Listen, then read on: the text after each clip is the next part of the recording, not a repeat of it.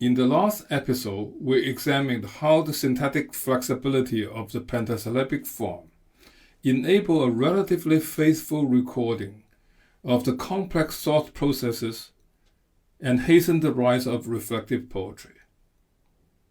Today, we will look at the two distinctive formal features of this new reflective poetry: binary structure and multilateral texture. The poem chosen for our discussion today is Bright Moon Shines in the Clear Night, the seventh of the 19 O poems.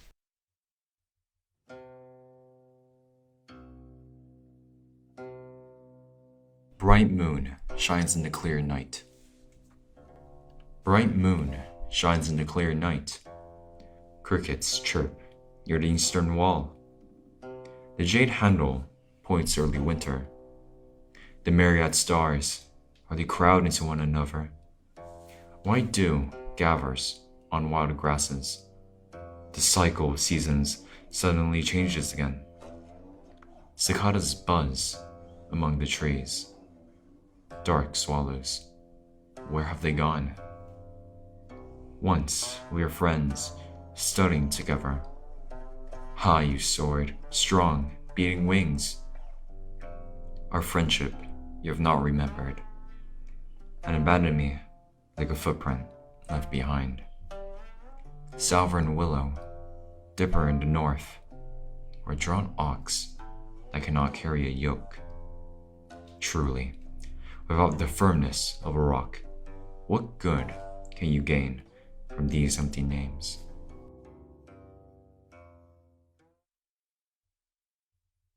The poem, like the most of the 19 O poems, displays a distinct binary structure, seldom seen in early poetry.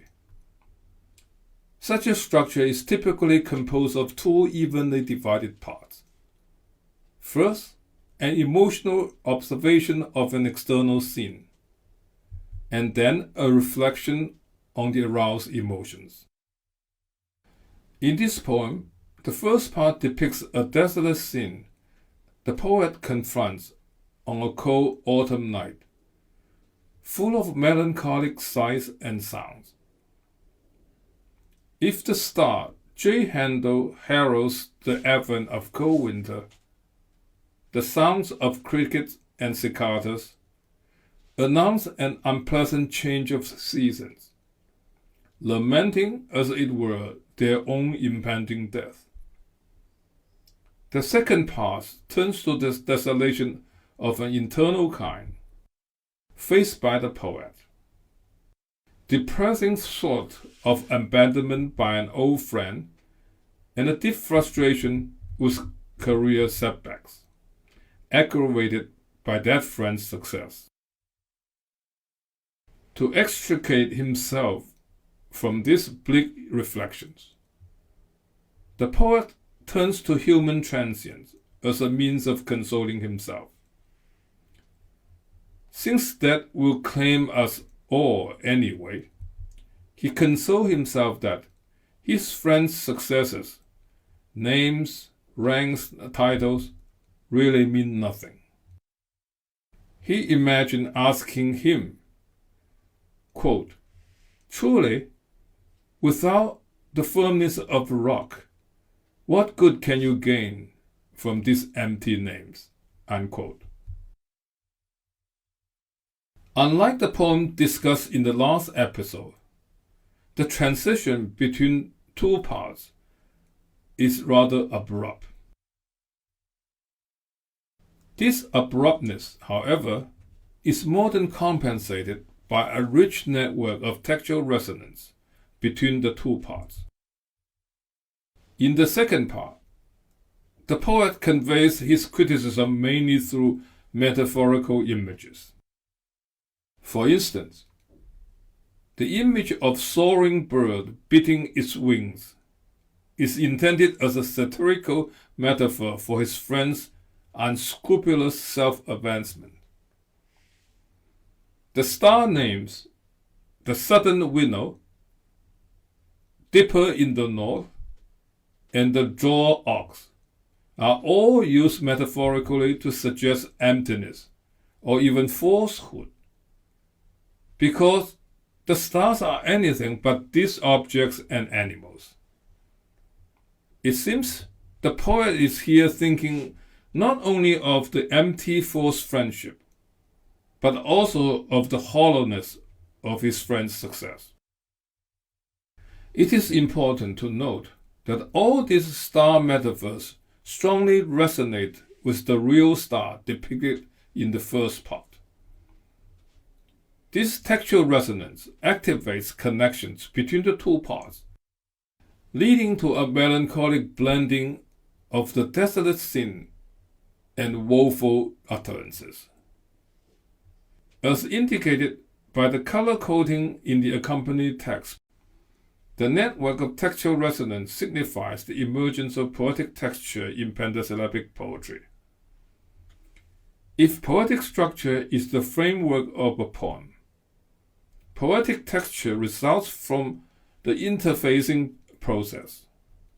To borrow a phrase from computer science, where each word is linked to every other word in an organic whole.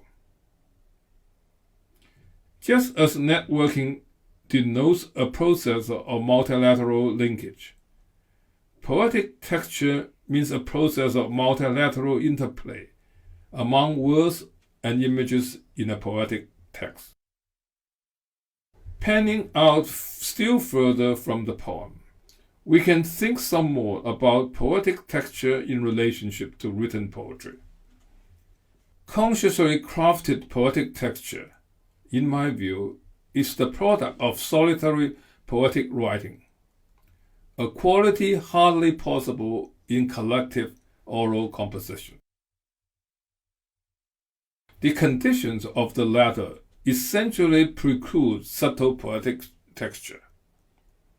Oral presentation is essentially a temporal sequence of sounds or auditory signs delivered in an expected space of time, and it cannot easily pause without frustrating the live audience. Composer-performers must constantly think of what to say next. To maintain a smooth, rhythmic flow of words, they rely heavily on the use of oral formulas, such as incremental repetitions. By contrast, in written and silently read poetry, the importance of a linear relationship between words decreases, while their non-linear relationship strengthens. This has to do with the different dynamics of written communication. Writing and reading are less immediate and instantaneous a form of communication than speaking and listening. In most cases, the writer and the reader are not compelled to respond to each other within a certain time. Consequently, writers may pause as many times as they want to think about how to better put their thoughts into words. By the same token, a reader may freely go over the words of a written text again and again before deciding what they mean. As written communication allows ample time for the coding or decoding of messages, neither the writer nor the reader needs to rely on word-for-word repetitions to maintain a smooth temporal flow of words. More important, written communication allows the writer and by extension the reader to explore the non-contiguous relationship of words for the purpose of enhancing emotive impact. As writers pause to review what has been written and make a revision in the light of what they intend to say next, they naturally build a system of textual resonance among the words placed in different positions of a poem. In fact, this is exactly what the author of the 1900 poems sought to accomplish in many of their poems. The rise of poetic texture in the 1900 poems was not lost on traditional Chinese critics. For instance, the famous Ming critic Wang Shizhen was apparently thinking of the aesthetic charm of poetic texture when he commented on the art of writing in the 1900 poems. He writes, quote, "When these ancient people wrote, if there was a forward movement, there must have been a backward movement. If there was a thrust downward, there had to be a thrust back upward. To soar like a startled wild goose, or to wind along like a swimming dragon. This is the way we follow their rules of composition, and the way we seek to understand their meaning. Having grasped this point, we'll understand why this poem, namely the 1900 poems, are thought to be seamless, like clothes made by heaven." Unquote. Indeed, in the 1900 poem, both the binary structure and multilateral textures are born of a constant movement between outer and the inner worlds in the poet's creative process. In turn, they activate a similar movement in the mind of the reader. The intensification of this mental process can lead to a point where the boundary between the external and internal dissolve and a poetic vision emerge. That's all for today. Thank you for listening. I hope you enjoyed the talk. Let us relax and listen to a reading of the poem in Mandarin. 古诗19首，明月皎夜光。明月皎夜光，促织鸣东壁。玉衡指孟冬，众星何历历。白露沾野草，时节忽复易。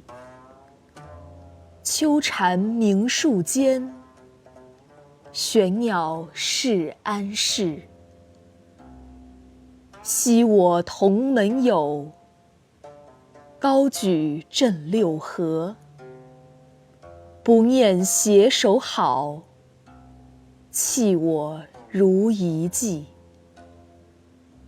南箕有北斗，牵牛不负恶。梁无磐石固，虚名复何益？